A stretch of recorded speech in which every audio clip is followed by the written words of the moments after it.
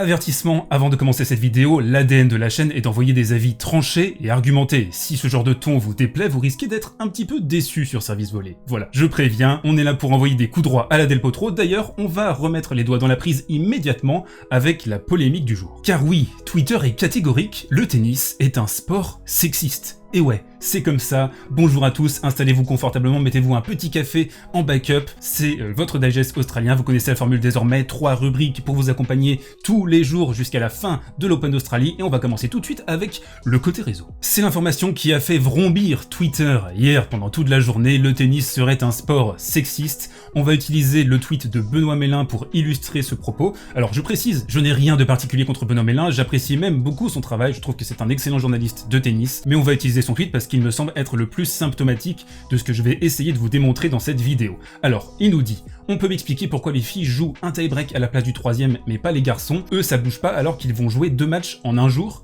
Sexisme ? Point d'interrogation. Les femmes ont rien dans les genoux, en Australie, elles supportent pas les bouchons, c'est quoi le souci? Un peu de contexte déjà pour essayer de comprendre ce tweet. Vous le savez, la journée d'hier a été purement et simplement annulée à cause d'une personne du staff d'un des hôtels des joueurs qui a été déclaré positif. Il y a eu tous les tests qui ont été faits désormais, tout le monde est négatif, c'est bon, on peut reprendre le tennis. Mais du coup, la WTA a décidé de ne faire jouer les filles que 2 sets, et s'il y a un set partout, de faire un super tie-break pour départager les 2 joueuses. Donc ce qu'il faut bien comprendre ici, c'est que c'est la WTA qui a pris la décision, c'est pas l'ATP, c'est pas l'ITF. Vous le savez, le tennis est divisé en 3 pôles. Il y a la Fédération internationale de tennis, il y a l'ATP qui s'occupe du circuit masculin exclusivement, et la WTA qui s'occupe du circuit féminin exclusivement. Donc il n'y a pas de coalition, il n'y a pas d'organisation globale, même si les grands chelems qui sont organisés par l'ITF travaillent en collaboration avec l'ATP et la WTA pour distribuer des points. Ça, c'est un autre sujet. Donc cette décision, elle a été prise unilatéralement par la WTA. D'ailleurs, est-ce que c'est une décision sexiste? Évidemment que non, donc le point d'interrogation ne se pose pas, la question ne se pose absolument pas. C'est simplement une décision pour protéger les joueuses, surtout que les joueuses jouent en 2 sets gagnants, le grand chelem qui arrive à l'Open d'Australie, mais les garçons jouent en 3 sets gagnants. Raccourcir, on va dire, un set éventuellement s'il y avait eu un 3e set pour les filles, c'était pas forcément une mauvaise idée. En plus, là, il va y avoir un enchaînement de matchs tout le week-end, beaucoup de matchs, on a vu déjà pas mal de forfaits ces dernières heures, donc je pense que c'était une décision intelligente, beaucoup plus que sexiste, comme on a pu le voir sur Twitter ces dernières heures, de gens qui ont cette tendance d'hystériser les discours pour servir leur propre intérêt individuel, c'est-à-dire faire du retweet, faire du commentaire, faire de l'engagement. On sait que ça fonctionne très très bien, les cas de justice sociale, mais le problème, je trouve, c'est qu'à long terme, ce genre de tweet, ce genre de message rabattu sans cesse et sans cesse, eh bien ça peut crisper certaines personnes qui a priori étaient totalement neutres sur la question, même plutôt pro-justice sociale, et qui vont voir que, à force de crier au loup, eh bien ça peut commencer à vous radicaliser de plus en plus, parce que vous en avez marre qu'on parle de sexisme à tout bout de champ, qu'on parle d'injustice sociale, alors que des situations comme ça n'a absolument aucune implication de sexisme ou pas, et donc c'est assez fatigant en fait d'avoir toujours recours à ce genre de thématique, de champ lexical, alors que c'est une décision tout à fait intelligente. Donc si on peut reprocher quelque chose à ce type de décision, c'est surtout de symboliser cet éclatement au sommet du tennis mondial, avec ces 3 gouvernances très distinctes, ils font un peu les choses à leur sauce, et ça c'est typiquement une illustration de ça. Aussi, est-ce que le tennis est sexiste quand on voit que les filles sont payées exactement pareil que les garçons en grand chelem pour un spectacle plus court?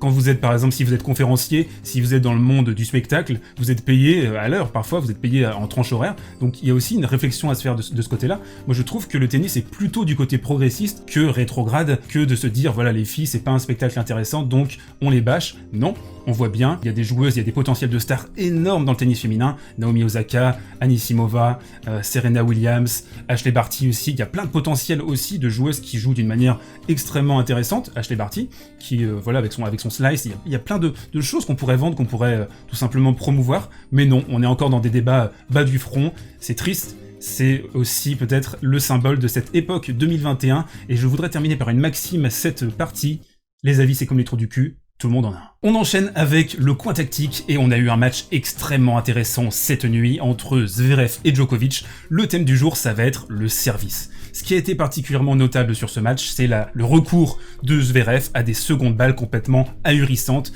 Il nous a servi des missiles très réguliers à 220 km/h en seconde. Là, on voit donc son service ici sur balle de 7, dans le tie-break où il va servir une pépite côté extérieur à Djokovic qui ne pourra rien faire, qui va perdre le premier set.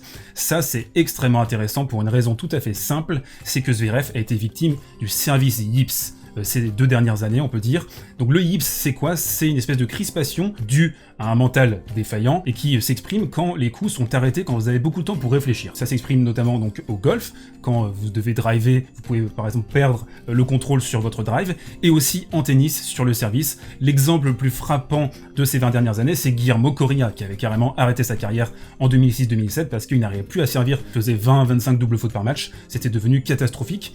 En fait, le yips, c'est d'abord un problème mental, c'est vous êtes complètement tétanisé par l'idée de servir une deuxième balle, mais aussi il peut y avoir une implication nerveuse. Donc en fait, votre corps réagit d'une certaine façon, vous pouvez avoir des spasmes carrément, et là on voit que Zverev a décidé de prendre le taureau par les cornes. C'est très intéressant ce qu'il a décidé de faire tactiquement sur ce match, c'est de servir des deuxièmes balles, en se disant que c'était des premières tout simplement. Djokovic a bien entendu été décontenancé par cette stratégie, on l'a vu regarder son clan à de nombreuses reprises, et il a décidé au fur et à mesure, là vous voyez parfaitement sur ce graphique, de reculer de plus en plus. Au début il avait sa position traditionnelle, c'est-à-dire juste derrière la ligne de fond de court, et peu à peu, dans le deuxième set, puis dans le troisième set, il a décidé de reculer pour avoir plus de contrôle sur cette deuxième balle complètement fantasque. Alors attention, Zverev n'a pas eu recours exclusivement à des deuxièmes balles à 220 km/h, il a mixé d'une manière générale. Ce que je suis en train de vous dire, ça s'est exprimé par des stats complètement délirantes en deuxième balle. Alors là on a les statistiques, on a une moyenne de 184 km/h en deuxième balle, certains seraient heureux d'avoir ça en première balle,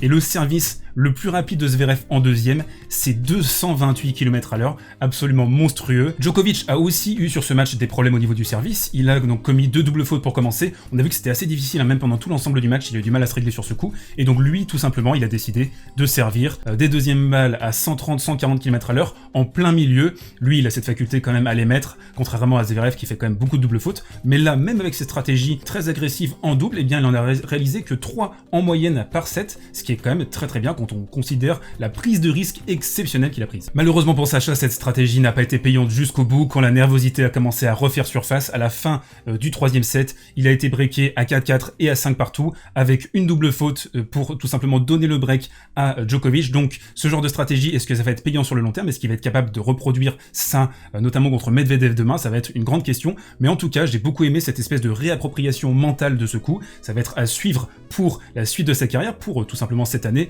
le tournoi qui arrive avec l'Open d'Australie. En tout cas, toujours avec Zverev, des matchs hyper intéressants, assez difficiles à lire, mais c'est un joueur absolument fascinant, et je sens qu'on va se régaler les semaines prochaines à suivre ces matchs. Et on termine avec la reco du jour, vous le voyez, les demi-finales de la l'ATP Cup sont déterminées, ce sera Allemagne-Russie et Italie-Espagne. Je vais suivre particulièrement Allemagne-Russie de mon côté, avec le match que j'attends le plus, Medvedev contre Zverev, oui, encore Sacha, je le sais, mais surtout, donc deux joueurs qui font la même taille, 1m98, qui ont plus ou moins les mêmes qualités, qui ont aussi surtout cette faculté maintenant à envoyer des pépites en deuxième balle, donc je sens qu'on va avoir un match fantasque. C'est Zverev qui dominait cette opposition jusqu'en 2018, avec un 4-0. Daniil avait repris l'ascendant surtout, donc l'année dernière, vous vous en souvenez, en finale à Paname et lors des poules au Masters. Je mettrais personnellement une pièce sur Daniil qui me semble plus compact, plus solide. Il a été très bon sur cette ATP Cup contre Schwartzmann et contre Nishikori. Là, ça va être un gros serveur cette fois-ci, donc gare quand même aux pépites en deuxième balle de Zverev. Si vous n'êtes pas encore abonné, abonnez-vous maintenant, et ciao, à demain.